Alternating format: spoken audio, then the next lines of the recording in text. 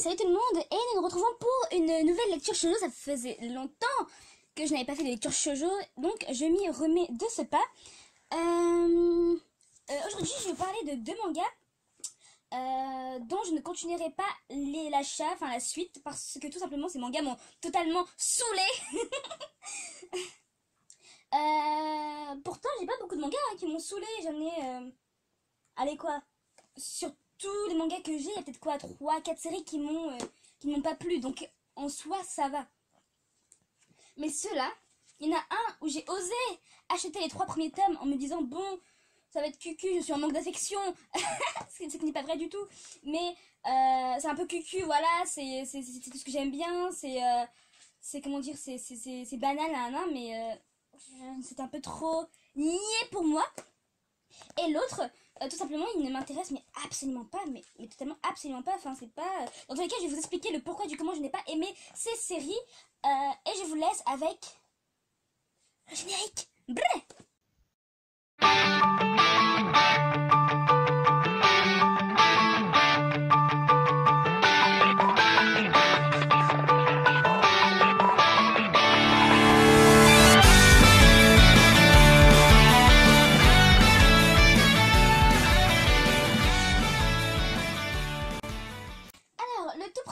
Manga que j'ai acheté fut, enfin le premier des deux en fait, c'est Koifuru Colorful. Alors ce manga ça fait tellement longtemps que je l'ai lu en fait, c'était peut-être quand j'étais encore au lycée, donc peut-être en 2017, j'ai dû l'avoir acheté. Et on est déjà en 2019, donc ça fait 2 ans que je l'ai lu, et entre temps je ne l'ai pas relu, hein, parce que vraiment quand je vous dis que j'ai détesté, une fois que j'avais lu les 3 tomes, je les ai foutus tout au bout de ma bibliothèque, et on en parlerai plus, mais il faut que je vous parle de ça en fait, il faut que je vous parle de shoujo, hein, lecture shoujo, et avant d'attaquer les mangas que j'adore, que j'aime bien, je me suis dit bon bah pourquoi ne pas attaquer ceux que je n'aime pas, comme ça je pourrais vraiment les laisser dans leur coin. Comme ça c'est des mangas, je pourrais vraiment les abandonner et me dire bon, je n'ai parlé, plus jamais je ne les ressors, au grand jamais.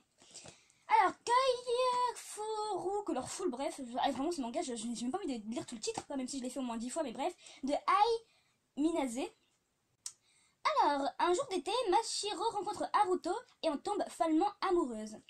Lorsque ce dernier disparaît soudainement, la jeune fille sombre dans une immense tristesse. Des années plus tard, à Tokyo, Mashiro croise le chemin d'un jeune homme portant le même prénom que son premier amour. Elle est persuadée qu'il s'agit de son Naruto adoré, mais celui-ci nie farouchement la connaître. Alors, donc du coup, vous vous dites un bon classique du amour d'enfance, les deux qui se séparent, l'autre retrouve l'autre, et puis bim bam boum, entre l'autre qui dit non je te connais pas, et puis bref, à tous les niveaux c'était d'un niais. Mais à tous les niveaux. Et en plus les dessins, bon je vais d'abord parler de l'histoire. Je vais faire les choses d'alors. Donc d'abord l'histoire. Donc la petite, comment s'appelle déjà, Mashiro, voilà. Mashiro a la bonne héroïne classique. Mais la classique. Ah, comme on n'en fait plus, hein, franchement, il n'y a même plus de nouveauté, il n'y a même plus de... C'est un peu la petite fille un peu là, un peu niaise, un peu... je suis amoureuse, je rouge H24, je vais me faire des copines, avec un grand sourire, bref, qui pleure facilement. Oh là là, ce genre d'histoire fatigant. C'est fatigant et toi-même tu n'as pas très envie de voilà, enfin... Et même le gars en lui-même...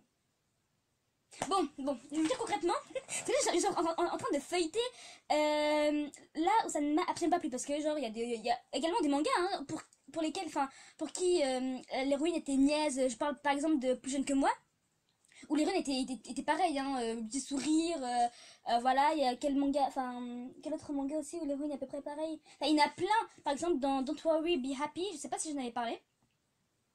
Don't Worry Be Happy, j'ai regardé si j'en avais parlé, non j'en ai pas parlé, il faudra que j'en parle également. Donc du coup, pour Plus jeune que moi, vu que ce manga j'en ai parlé, voilà, enfin, bon je vais pas comparer Plus jeune que moi et Koifuru, je sais pas quoi là, mais pour vous dire que moi j'ai vraiment, si vraiment vous adorez les mangas classiques niais à souhait, mais vraiment à souhait, vous pouvez aimer ce manga. Moi, je l'avais acheté parce que, enfin, je pensais que ça me dérangeait pas hein, de lire des mangas à souhait, en mode classique et tout. Je me suis dit, bon, j'ai encore mon petit cœur mon cœur de guimauve, je peux encore adorer tout ce qui est bien shoujoesque, etc. Et en lisant Kaifuru Colorful, je me suis rendu compte que non, ce genre de manga ne me plaît absolument plus. Et c'est dommage, hein, parce que, ben... Bon, il n'y a aucun potentiel, hein. Honnêtement, dans ce manga, il n'y aura pas de potentiel énorme. Voilà, il n'y a pas de... c'est un classique. En plus, à la fin du tome, on a une petite révélation. Voilà, on s'en doutait un peu, bref. Vraiment, Kai Colorful, bon, niveau dessin, c'est pas non plus. Ça casse pas trop pattes un canard, on va dire ça. L'auteur dessine bien, mais c'est un bien encore classique, donc vraiment. Le garçon, enfin, franchement, les garçons, ils ont tous la même tête, les mêmes coiffures, à peu près le même caractère, c'est dingue. On peut plus faire, et l'héroïne aussi, hein. Il y a plus de. Tout est banal, tout est simple, tout est. Enfin, limite, ce manga peut même s'appeler banal à tout prix, mais vraiment. Enfin. Et encore banal à tout prix, les personnages, comment dire, étaient un peu plus. Comment je pourrais dire ça, pas exotiques, mais déjà moins cucu que ceux qui sont ceux dans Kaifuru Colorful. Ceux-là, ils sont vraiment. Si vous avez lu des mangas, ça fait longtemps, vous savez, l'époque où il y avait ce genre de manga où il y avait Kilari, To Love, Akuma To Love Song, des bails, franchement, les vieux mangas de l'époque. Si ce manga est sorti à l'époque, je pense que je l'aurais lu tranquillement sans m'en plaindre. Mais là, on est en 2019, on veut de la nouveauté, on veut du frais, on veut un manga qui sort du four, tout frais, tout neuf, tout beau.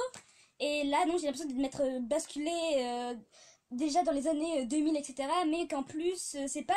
C'est années 2000, etc. Avec les dessins et tout, mais en plus, c'est même pas original. Donc vraiment, c'est un manga qui aurait pu paraître dans les années 2010. Et encore, dans les années 2010, il me semble qu'il y avait même le manga. Attends, c'était quoi le titre? Vous savez, avec l'auteur qui a fait Spring. Ride, un bail comme ça, ou Bloom Spring Ride, comme ça. Et cet auteur-là avait fait un autre manga. Et attends, je vais retrouver, attendez 3 secondes, je vais retrouver le truc. Il me semble que j'avais aussi parlé de ce manga aussi, hein. Love Be Loved, Live Be Left.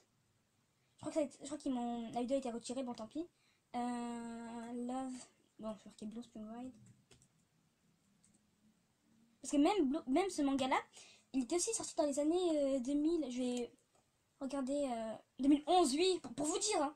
Blue Spring Ride, c'était 2011. C'était de qui ça? C'était de. Ah, Strobe Age, voilà. Strobe Age. Et encore Strobe Age, il est sorti quand? En 2007. Pour vous dire que j'ai adoré Strobe Age. Donc, genre vraiment, Strobe Age pour moi c'était. Enfin, l'héroïne, certes, est un classique, mais pour l'époque, ça allait, ça passait tranquillement nana. Je peux vous assurer qu'à côté de ça, Kaifuru Colorful, vraiment, c'est pas ouf, c'est pas top, c'est pas dans le haut level du manga. C'est un manga qui se lit si vous aimez bien les trucs niais.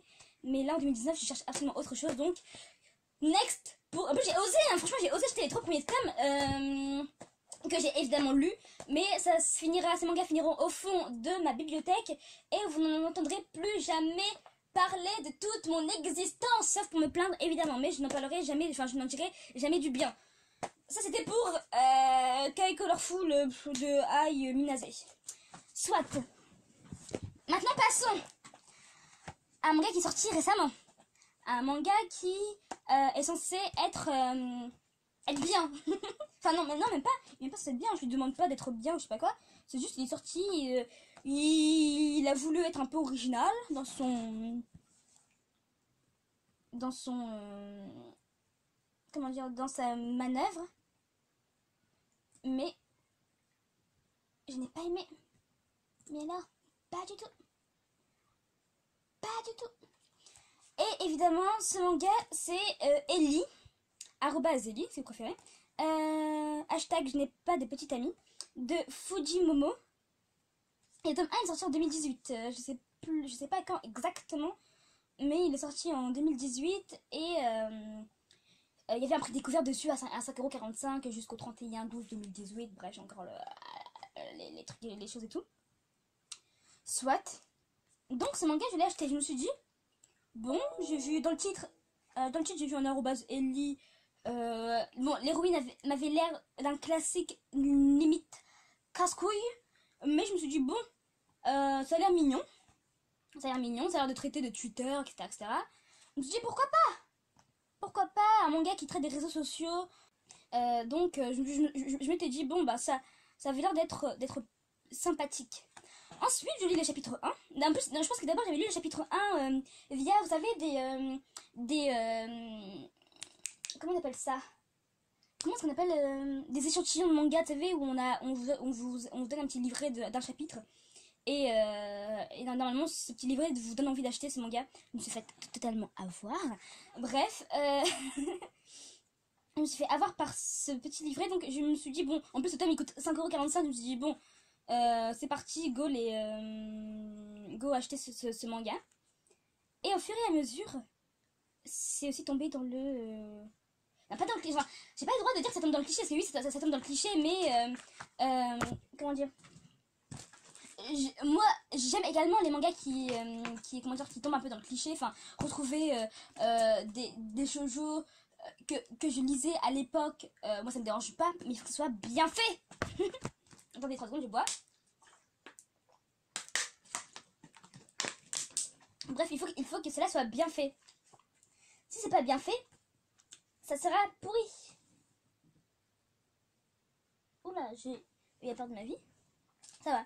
Donc si c'est pas bien fait, ça va tout simplement m'énerver au plus haut point. Et en plus, c'est un manga qui ne m'a absolument pas marqué. Il m'a pas marqué dans le sens où là je l'ai lu en 2018, je n'ai pas relu depuis.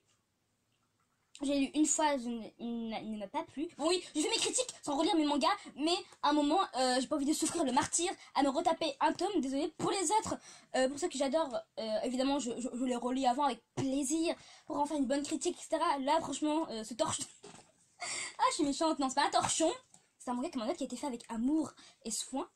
Mais oui, je fais un peu ma mauvaise langue, hein, dans le sens où j'ai pas relu avant, donc je me base que sur un avis que j'avais il y a fort longtemps. Donc là, en somme, c'était l'année dernière, en 2018, et Cueil Fou, je sais pas quoi, c'était en 2017. Bref, mais je sais très bien que c'est pas mon genre de manga, je le sais, parce que là, je relis même les pages. Je les feuillette là en ce moment même, et ça ne changera en rien mon avis sur ma première lecture de ce manga, parce que pour moi, un manga, je dois aimer la première lecture. Il n'y a que les gros livres. Les gros livres où on peut se permettre de se dire, bon, première lecture, t'as pas trop aimé parce que peut-être que t'as pas compris le sens, etc. Et qui sont grandissants, et on prend un point de vue différent, et que quand tu lis, voilà, t'as une autre vision sur le manga, sur le livre. Et là, non, là, que dalle, nada, y a rien. Ils ont voulu faire un truc original en mode, oui, on insère des tweets Twitter dessus. Mais moi, c'est pas comme ça que ça marche, hein. C'est absolument pas comme ça que ça... Enfin, pour ce tome 1, évidemment, si ça se trouve, la suite est absolument géniale, où il traite plus du sujet des réseaux sociaux, etc. Ça, je n'en sais absolument rien. Mais pour l'instant, ça ne casse pas 3 pattes à un petit canard. Vraiment, entre le beau gosse du lycée, encore une fois, toujours, hein, il faut toujours un petit beau gosse du lycée, sinon, voilà, les mangas sont limités à ça. Il faut un beau gosse du lycée, sinon l'histoire ne marche plus. Sinon il n'y a plus d'intérêt à lire une histoire s'il n'y a pas le beau gosse du lycée, que l'héroïne banale veut se taper. Ah oui, honnêtement, et les shoujo c'est ça, hein, 100% c'est ça, c'est un garçon populaire, la meuf lambda parmi tant d'autres, comment dire, qui est un peu bébête sur les bords et qui arrive à se mettre dans les filets du BG du lycée, bref. Et petit à petit, c'est comme ça que leur amour va naître. Donc du coup, c'est en fait l'héroïne, elle fantasme sur... j'ai même pas lu comment dire, le synopsis. En fait, c'est une fille un peu rêveuse qui tweet ses fantasmes sur Twitter en disant que enfin, je sais pas si elle se met elle se met comment dire, dans ses tweets. Enfin, je sais pas si elle utilise le pronom je ou bien si elle se crée un autre personnage. Bref, ça je ne sais pas. Je ne sais plus, mais si elle se met elle-même donc le jeu, donc elle s'invente une vie. En gros c'est ça, c'est une fille qui s'invente une vie sur Twitter, sur un amour, etc., sur un potentiel crush qu'elle a, etc., alors que pas du tout. Et du coup, bah, elle va servir du gars pour que ses fantasmes deviennent réalité, ou bien c'est le gars qui va servir d'elle. Parce qu'en fait, le gars, il a un caractère assez. Voilà, il est pas clean ce gars. Bref, donc les deux vont se servir de l'un et de l'autre pour. De un, pour que. Enfin, le gars décide de sortir avec la meuf pour qu'elle, elle garde son secret, parce qu'elle a découvert que son caractère n'était pas au top. Donc ce gars, c'est un malade. Et elle se va sortir avec lui, bah, du coup, pour que le gars réalise ses fantasmes. C'est donnant, bref, donc. Rien de très. Waouh! Soit, donc, niveau dessin, ça va, hein. Enfin, ça me plaît plus, même si ça c'est dans le banal, mais ça ne me dérange pas du tout. Les dessins me plaisent, hein, du bon shoujo, de la bonne trame, bien, bien brillant, avec des petites étincelles par-ci par-là, bref. Voilà, c'est du shoujo. Soit. Donc, sur ce, je n'ai pas poussé les critiques dans les détails, vraiment dans la profondeur. Je suis restée là-dessus parce que vraiment, si je dois pousser la profondeur, ça veut dire que je dois lire ces mangas. Et désolée, mais je n'ai absolument pas envie de lire ces tomes. À vous de vous faire votre propre critique, allez acheter ces mangas, lisez-le et dites-moi ce que vous en avez pensé. Ou bien si vous savez déjà ces mangas, dites-moi ce que vous en avez pensé. Mais moi, j'ai pas kiffé, j'ai pas aimé. Donc ces mangas finiront au fond de ma bibliothèque, je ne les ressortirai plus de toute ma vie. Et je me porterai mieux ainsi. Sur ce, moi je vous dis à la prochaine pour une prochaine lecture shoujo parce que j'en ai plein à vous faire. Mais plein, mais tellement. Bref, sur ce, je vous dis à la prochaine pour une prochaine lecture shoujo. Tchuss les gens.